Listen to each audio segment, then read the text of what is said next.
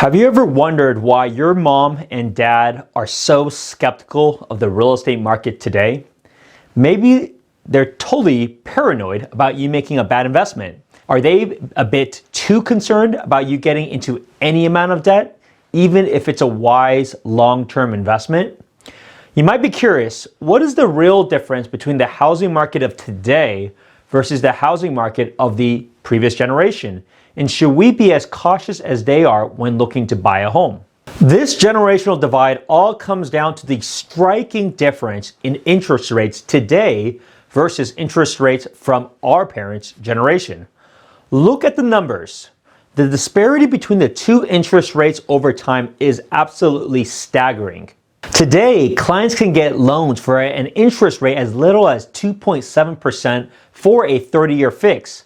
Of course, variables do matter here when it comes to debt, income, credit score, and the bank you work with, but either way, we are at record low times. This is the lowest rates have ever been in history, which has been fantastic for the housing market altogether. Even though the price tags have increased, the key metric here is about the buyer's monthly expense and what your cash flow is in turn. Times are very different now as compared to our parents' generation. Interest rates in the 80s and 90s were exponentially higher, making our parents much more cautious about debt and investments overall.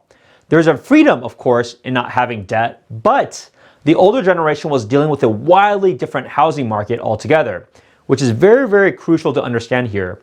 With rates as high as 18% and an average of over 8%, it's very difficult back then to pay that kind of monthly amount. When buying a home, the arbitrage should always be, can I beat this interest rate percentage when it comes to a long-term investment? From our parents' perspective, it would be incredibly difficult to beat the interest rates of their day. The numbers were just too high.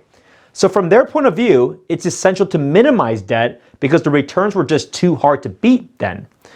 But the truth is, the math equation now is hugely different than it was in our parents' generation.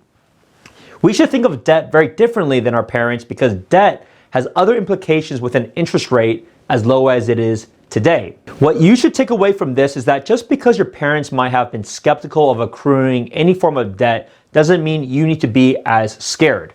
Times have changed and so has the housing market. I hope this video gave you some talking points with friends and family members about how times have changed. Feel free to share it with your parents if you think it would help them understand these calculations.